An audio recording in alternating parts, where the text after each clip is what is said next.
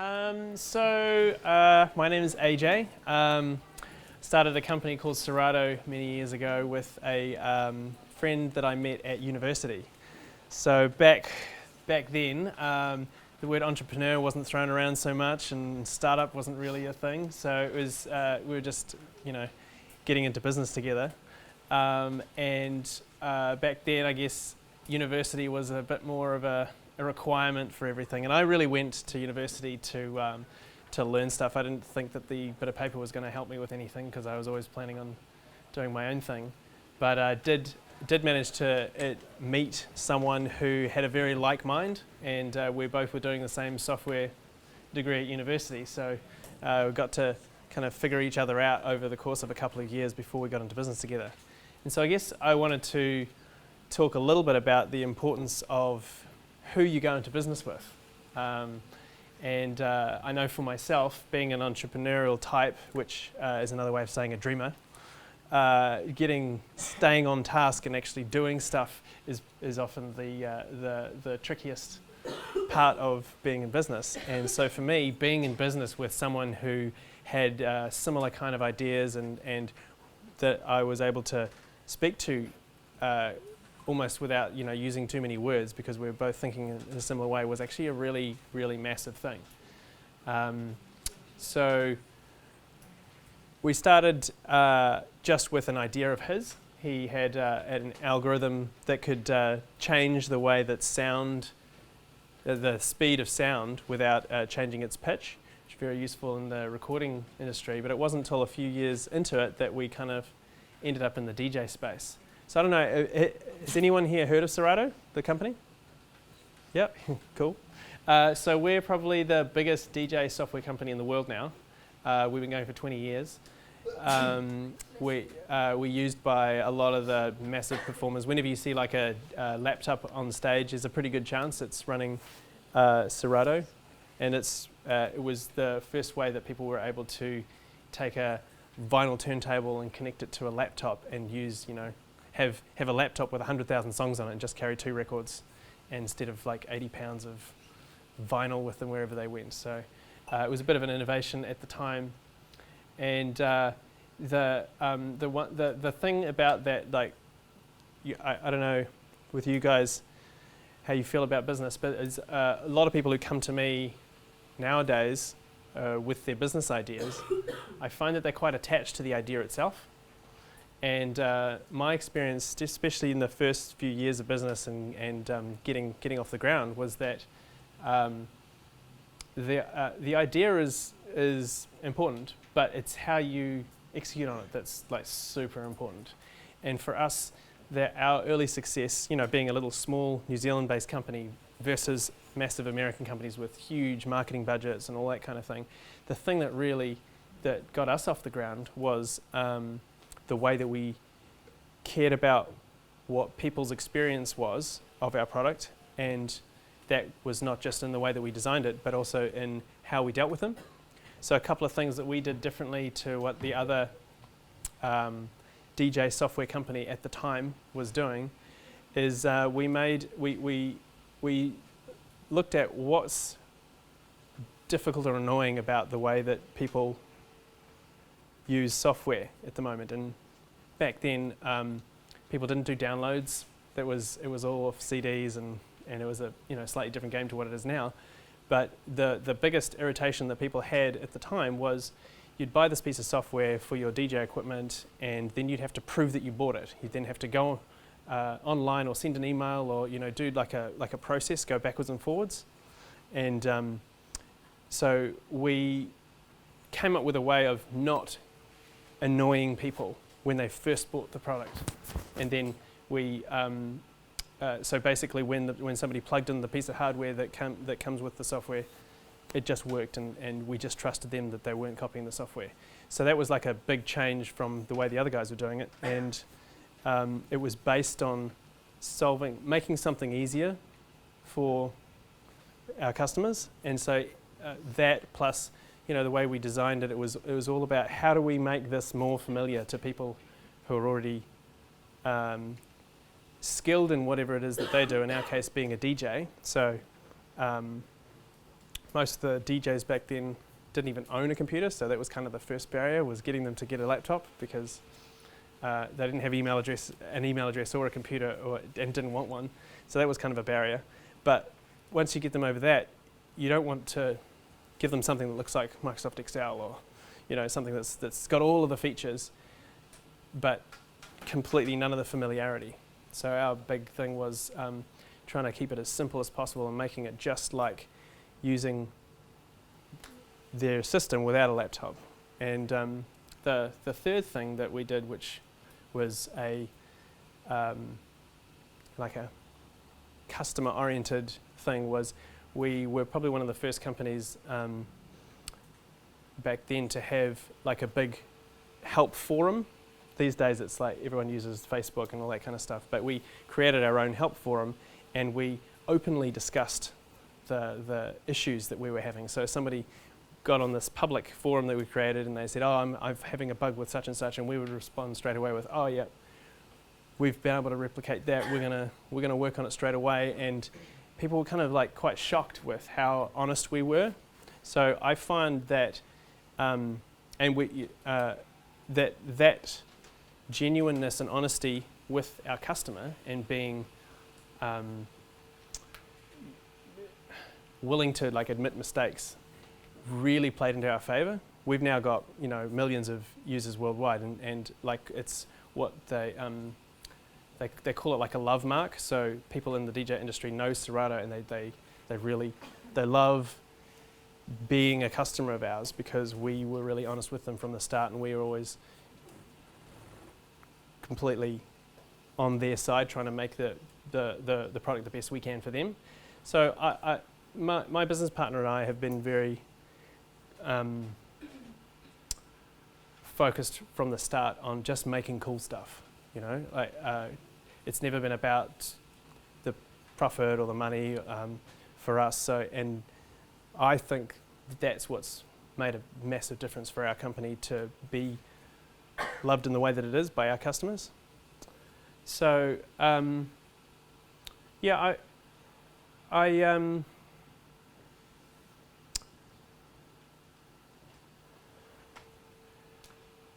that's what I want to say about that.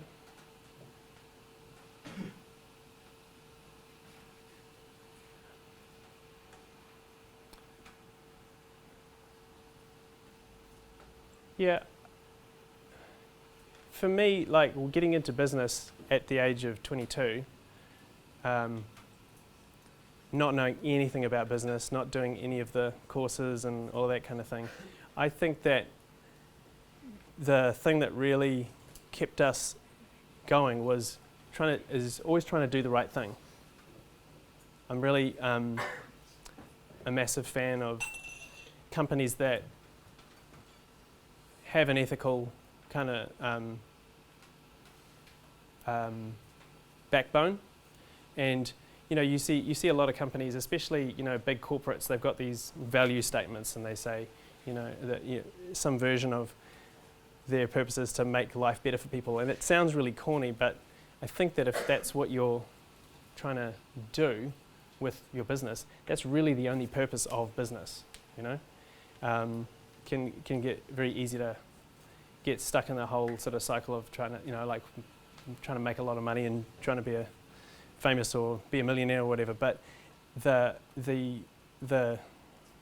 companies that seem to succeed are the ones that actually are trying to solve a big problem, or trying to solve a problem for people, trying to solve a problem for a particular kind of person, or just make life better in some way. Because otherwise, why are people going to give you money? At the end of the day, people are trying to make their own lives better, and they don't want to think about it too much. And if you present something that's going to solve a problem for them or make things easier, then you've got a customer. And so that's kind of been our guiding principle throughout the whole thing. And to think there's definitely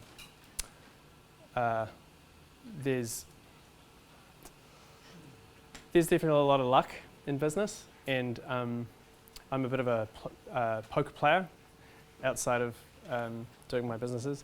And one of the things I notice is that every day, every week, every month in life and in business, life throws at you some random stuff. Sometimes you get good luck, sometimes you get bad luck, and it really takes a lot of moving in in the same direction for quite a long time to actually get somewhere in business and in life. And it's very easy to get distracted by good luck. When something really great happens and you spend too much energy celebrating that, or resting on your laurels and that kind of thing. But also it's pretty easy to get distracted by bad luck. So I early on in my business, my girlfriend at the time had said to me, "When is this gonna be something? When are you gonna actually get?" I was working late, doing lots of traveling, working on this stuff, and it was probably 3 years in, and not earning very much money out of it. I mean, I could have been, in a easy computer programming job or something like that with the skills that I had. And I remember that was the first time I'd really thought about it. I was like, it's only been 3 years, it's going to take at least 5 to 7 to do something, for it to be like a real established company. And now it's a huge international company, 20 years later. But it really is, it's always been, I think, the case in life that perseverance is like the biggest factor for success. And just continuing to stick with something for as long as you can. So I think if that was one thing that I would distill out of the 20 years I've been in business, would be you've got to be sure of what you're doing and keep going in that same direction. We now employ something like 120 people here in Auckland, and doing pretty well internationally. So not being like a business expert, I can just say that you don't have to be. You can just be like super directed and perseverant in one direction. And I can't stress enough the importance of who you go into business with. I know I've got a few friends who've been in the entrepreneurial game for a little while, and I think one of the biggest factors I've noticed in the ones that aren't doing well, they're complaining about their co-founder or complaining about their business partners that they're with. So be really careful about who you go into business with, who you choose. You've got to be able to work with this person for the next 5 years to make a success out of things. So that's kind of just like a random, rambling kind of summary of what the last sort of 20 years of business has been like. How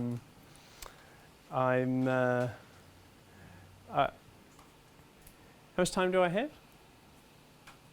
We've got about 10 minutes Yeah. or so. We'd love to open it up for... Yeah, I was going to say... I have one to start. Yeah, with, yeah, if cool. you don't mind. You talked about being very careful about who you do business with. Yeah. What are some deal breakers? What are those deal breakers for you? I think that most people, unless you're like heavily Asperger's, have a bit of a sense of someone right when you meet them, and people tend to get excited and ignore red flags, even just little ones. And I think that it doesn't matter if it's a business relationship or a personal relationship, the little things like that, they add up over time, and it really is, it's naive to think that you're going to create success in 1 year, There's definitely unicorn examples of things where they take off really fast, but that most of the time when you read those articles, they skip out the kind of 2 or 3 years before the lead up to that point where they got the success in 1 year. So I think with specifically what the red flags are for a business partner,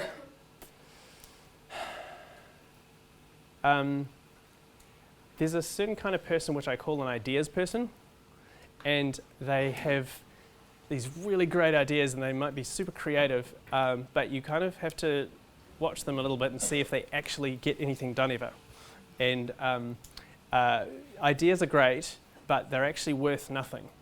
An idea is worth nothing until you execute on it.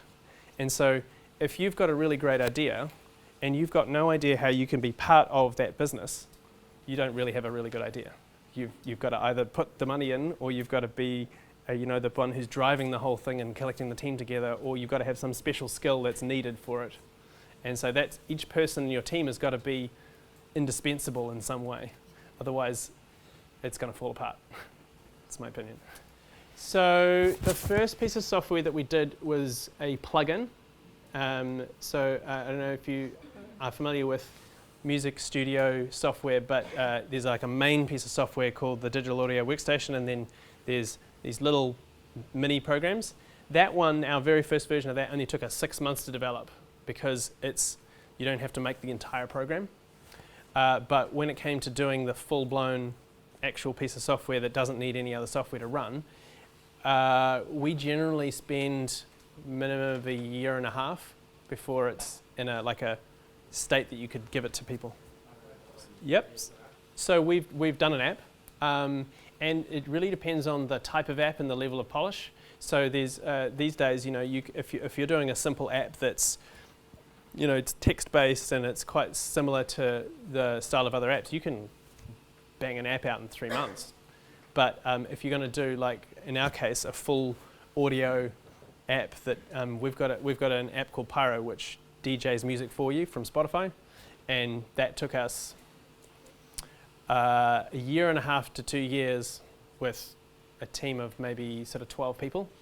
So there's like a massive range. It depends on the type of software and how polished you want to get it. Yeah. So at the time, people were just transitioning from vinyl to CD, vinyl-looking CD players called CDJs, and there were a lot of people who were kind of stuck. They were like, "Oh, I'm never going to use a CD," and there were other people who were just like, "It's too much hassle." And so this new option came along, and it changed actually the way people DJ, because you could afford to play from a massive range of songs rather than having to choose. Okay, well, I'm only going to take this 100 kilos of vinyl, which is this one genre here. So the birth of what they call the multi-format DJ was right around the time that we kind of digitized the whole thing and let people walk into a club with a laptop and 2 records and nothing else. Well, Steve Aoki is a really, really fun guy that he's been to New Zealand a couple of times. We played poker together, and he's like an absolute fan of Serato. But there's, Diplo used to use Serato, but recently switched to just being able to put a USB stick into a CDJ. So the hardware's starting to catch up with how many features that our software has. So we're losing a few of the club DJs who don't want to take a laptop, and it's not enough that they don't have to carry 100 records anymore. They don't even want to take a laptop anymore, so they just got the little USB stick. But yeah, there's been some pretty big names. A-Track was if you know Scratch DJs, he's another one. Yeah. Lots. Yeah, so one of the things that I think is a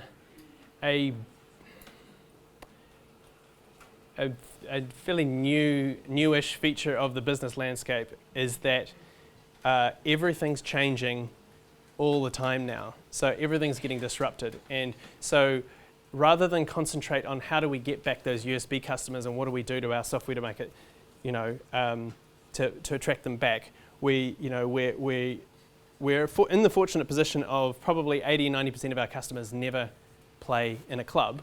So they're either wedding DJs or they're just DJing at home. So that we're not it's just the really sort of high-end names that it looks like a big problem, but it's not as big of a problem. But what we're actually doing is we're kind of shifting into a different industry. So we've been now working for the last year and a half on a new piece of software which is related to DJing, but it's DJ production.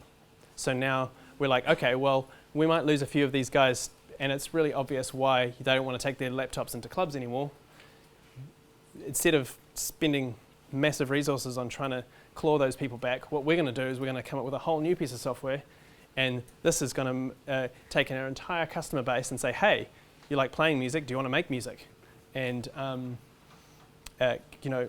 potentially get a new, like double up on all of the customers that we have now. And basically, if we get 2 or 3% of our customers converting and buying this new piece of software we've just created, we'll have more than paid for the development cost of doing it. So I think, your question is quite specific, but like it points to like a really important thing, which is you've got to be ready to be looking at, okay, what's the next thing we're doing now? Each thing that we do, you used to be able to make a business that would be, 30, 40, 50 years, but nowadays, anything you create, you're probably looking at a couple of years before someone disrupts it. So you've got to be looking at, okay, what are we making after we finished making this one? 10 years? See, that's a really interesting question, because you've got to be thinking, okay, where's the world going to be in 10 years' time? And the world's going to be pretty crazy in the next 10 years. It's like a really interesting time to be alive. And the fact that a lot of, work is going to be replaced by artificial intelligence, and the fact that, most of the technologies that we're used to right now are going to be really different in 10 years, makes predicting your own company incredibly hard. So you almost have to think, okay, will my company exist? And if it does, will it be doing any of the things that it's doing now? So for myself, I think that our industry is pretty lucky in that it's fairly safe. It's like entertainment based, and I think entertainment is going to be one of the businesses that lasts quite a long time despite technological disruptions. So I would say we would still be doing DJ gear. I would like to say we'd be have branched into more areas of music software, and so we're doing DJ really well now. We're going to expand into production and creating music, and then I would see that any business that's not thinking about AI right now is probably going to get left behind. So we need to be thinking about, okay, well, how do we, what kind of product can we create that's just like AI assisted DJing in virtual reality or something like that, And so it's going to be a process of being current with all of the technologies that are coming at us. But I would say